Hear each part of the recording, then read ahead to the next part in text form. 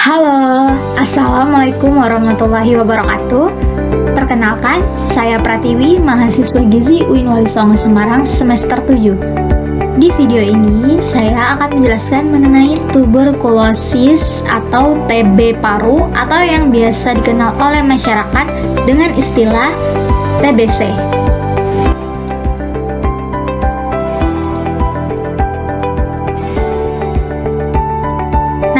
Tahukah kalian, WHO menyatakan bahwa sepertiga dari penduduk dunia telah terinfeksi kuman tuberkulosis.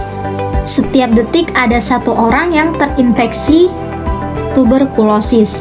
Di Indonesia sendiri, tuberkulosis masih merupakan salah satu penyakit yang menimbulkan masalah kesehatan di masyarakatnya. Indonesia sendiri merupakan negara dengan penderita TB ketiga terbanyak di dunia setelah India dan Cina, dengan jumlah pasien sekitar 10% dari total jumlah pasien tuberkulosis di dunia.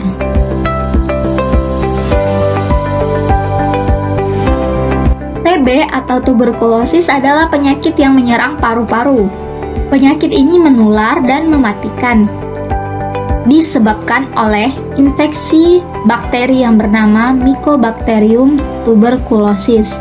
Tidak hanya paru-paru, TBC atau TB ini juga bisa menginfeksi kelenjar getah bening, usus, tulang, bahkan selaput otak.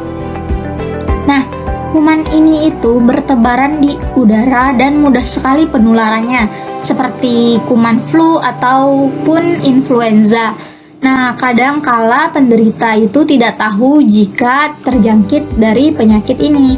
Dahulu, penyakit ini itu sering diidentikan dengan kemiskinan, pemukiman yang kumuh, dan kurangnya ventilasi, serta lain-lain. Kuman TB ini menyebar ketika seseorang dengan penyakit TB paru aktif batuk ataupun bersin. Percikan dahak ataupun air liur dan udara adalah media penularan dari kuman TB ini. Nah, kuman TB ini mampu bertahan di ruangan yang lembab dan kurang sinar matahari.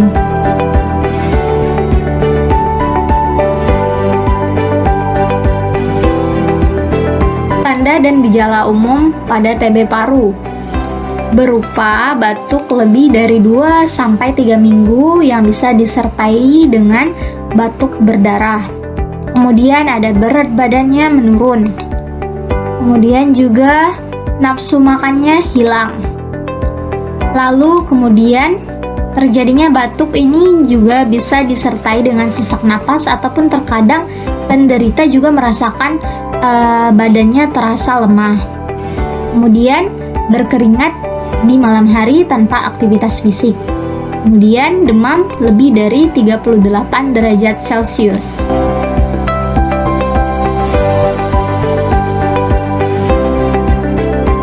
Selanjutnya, faktor resiko. Lalu, siapa saja yang beresiko tertular TB paru atau TBC ini? Untuk faktor resiko tuberkulosis atau penyakit TB ini paling sering mengenai orang-orang atau pasien yang mengalami daya tahan tubuh yang turun. Nah, salah satunya adalah pasien HIV atau pasien-pasien yang melakukan kemoterapi.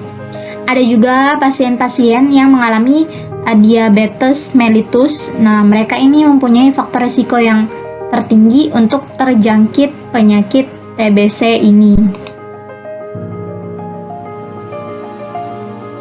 Selain itu juga yang beresiko tertular yaitu mereka yang kontak erat dengan penderita TB paru, para perokok, mereka yang tinggal di tempat yang padat dan lembab, peminum alkohol, bahkan usia lanjut.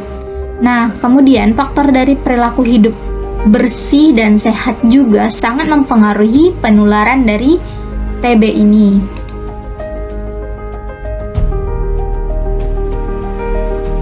Lalu, apakah TB ini bisa disembuhkan? Tentu saja bisa, dengan meminum obat anti tuberkulosis hingga dinyatakan sembuh dan biasanya memakan waktu hingga 6 bulan.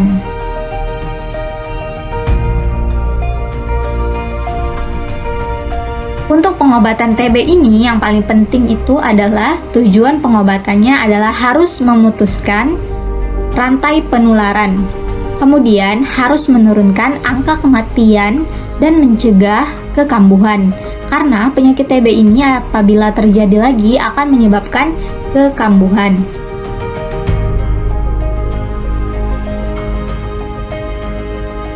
Nah, sekarang ini ada istilah TB resisten obat, di mana TB ini sudah resisten atau sudah kebal dengan obat-obat anti tuberkulosis.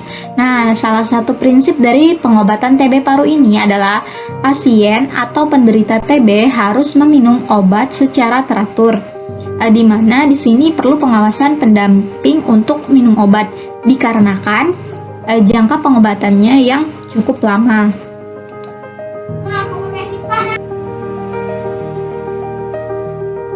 Untuk TB paru, minimal pengobatannya diperlukan adalah selama 6 bulan. Untuk penyakit TB paru yang disertai dengan diabetes mellitus, dengan gula darah yang tidak terkontrol, itu pengobatannya bisa lebih dari 6 bulan. Untuk penegakan diagnosa tuberkulosis atau TB paru, selain dari gejala klinis, juga membutuhkan pemeriksaan penunjang yang lainnya. Nah, salah satu pemeriksaan utama yang harus dilakukan adalah pemeriksaan dahak untuk dicek di laboratorium. Jadi, pemeriksaan harus dilakukan secara tuntas dan pengobatan harus teratur dan lengkap. Nah, untuk cara pencegahan bagi yang belum tertular yaitu dengan melakukan imunisasi BCG pada bayi. Lalu, memastikan udara segar dan sinar matahari masuk ke dalam ruangan yang ditempati.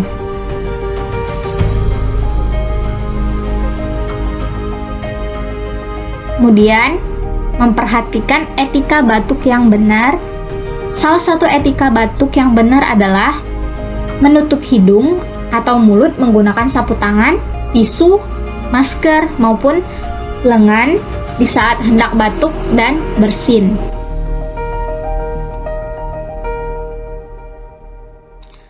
Apabila kita batuk dengan menggunakan sapu tangan ataupun tisu, jangan lupa tisunya dibuang ke dalam tempat sampah dan jangan lupa juga kita harus mencuci tangan setelah batuk ataupun bersin, karena itu akan sangat mempengaruhi penularan penyakit TB ini. Jangan lupa juga untuk selalu menjaga kebersihan rumah dan lingkungan di sekitar, serta menjalankan perilaku hidup bersih dan sehat seperti menjemur peralatan tidur, menjemur alas tidur agar tidak lembab, kemudian membuka jendela dan pintu setiap pagi agar udara dan sinar matahari masuk. Aliran udara atau ventilasi yang baik dalam ruangan dapat mengurangi jumlah kuman di udara. Sinar matahari langsung dapat mematikan kuman. Kemudian, lakukan aktivitas fisik atau olahraga secara teratur. Kemudian bisa juga dengan imunisasi BCG, makan makanan bergizi, tidak merokok dan minum minuman keras, mencuci peralatan makan dan minum dengan air bersih, mengalir dan memakai sabun, serta mencuci tangan dengan air bersih, mengalir dan memakai sabun. Serta jangan lupa makan makanan yang cukup dan bergizi seimbang demi ketahanan tubuh dan tidak meludah sembarangan. Karena hal ini dapat membantu mencegah penularan dari tuberkulosis ini.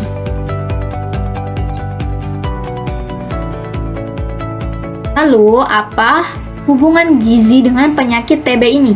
Seperti yang sudah dibahas sebelumnya bahwa gejala pada penyakit TB ini diantaranya adalah batuk lebih dari 2-3 minggu disertai dengan berat badan menurun serta nafsu makan yang hilang. Nah, hal ini yang mempercepat terjadinya status gizi kurang karena asupan makan yang kurang. Efeknya daya imunitasnya dari seseorang yang terjangkit tuberkulosis ini akan rendah dan makin mudah sakit, dan keadaan gizinya itu akan makin memburuk jika tidak diatasi dengan segera.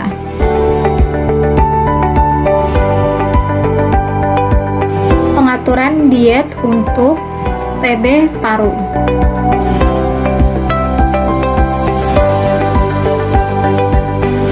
Diet yang diberikan yaitu diet tinggi karbohidrat, tinggi protein.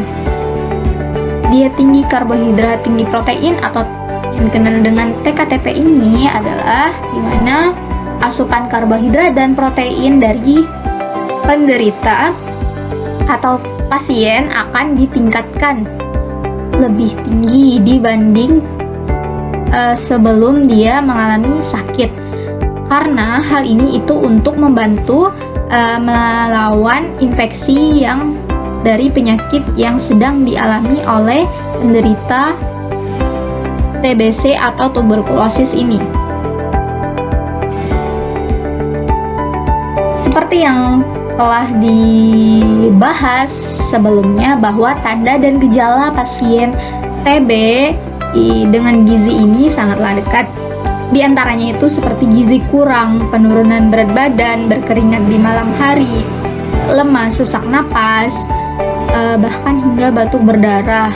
Nah, oleh karena itu tujuan asuhan gizi ini diantaranya adalah untuk mencapai dan mempertahankan berat badan normal, mengganti memperbaiki defisiensi zat gizi yang hilang atau rusak, dan meningkatkan daya tahan tubuh untuk mempercepat penyembuhan. Nah, jadi tujuan diet yang diberikan ini adalah memenuhi kebutuhan energi dan protein dari penderita TB paru, kemudian menambah berat badan hingga mencapai berat badan normal.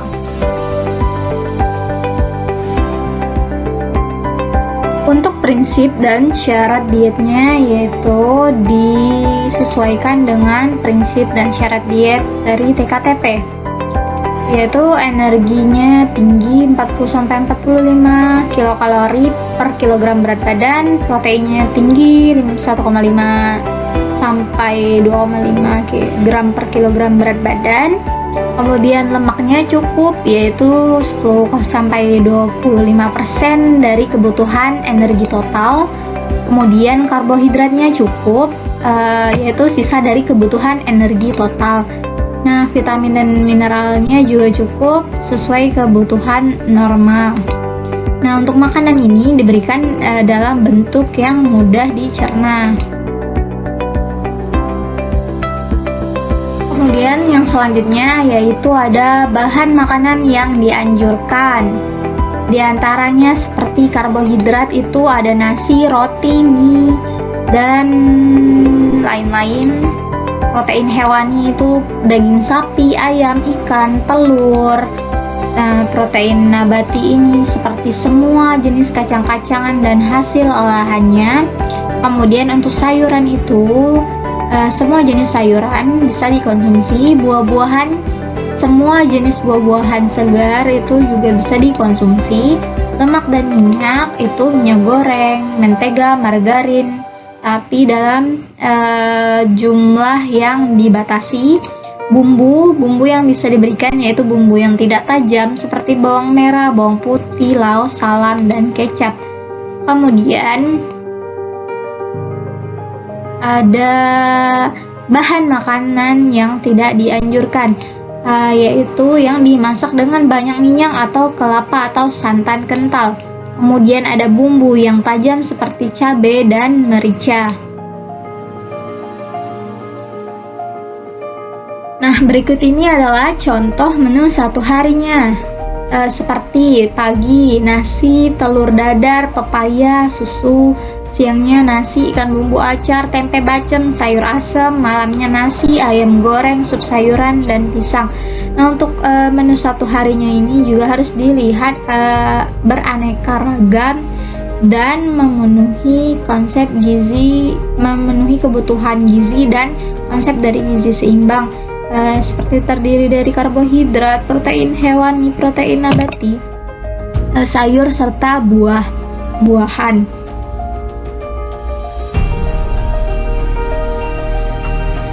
Nah, karena tujuan memberikan asuhan gizi pada pasien TB ini adalah mempertahankan atau mencapai status gizi normal, maka penyakit TB ini merupakan penyakit saluran pernapasan yang berbahaya, bisa menjadi penyakit kronik yang panjang, bahkan mematikan jika tidak melakukan pengobatan dengan baik. Nah, jadi kunci utamanya itu disiplin dalam melakukan terapi, obat, dan asuhan gizi yang mencukupi kebutuhan gizi dari pasien. Ironisnya, banyak sekali pasien TB yang kurang memperhatikan gizi karena merasa bahwa gizi itu susah atau gizi itu mahal gitu. Oleh karena itu, dalam memberikan asuhan gizi, proses pengkajian gizi sebaiknya dilakukan secara komprehensif, sehingga dalam intervensi sesuai dengan kondisi nyata dari pasien. Nah, jika ada perlu tenaga kesehatan termasuk ahli gizi itu membantu pemecahan masalah sehingga makanan yang memenuhi kecukupan gizi dari pasien dapat disiapkan, tetapi dengan kondisi yang terbatas. Itu tadi penjelasan dari saya mengenai penyakit tuberkulosis atau TB paru dan pengaturan dietnya. Sekian dari saya, terima kasih. Wassalamualaikum warahmatullahi wabarakatuh.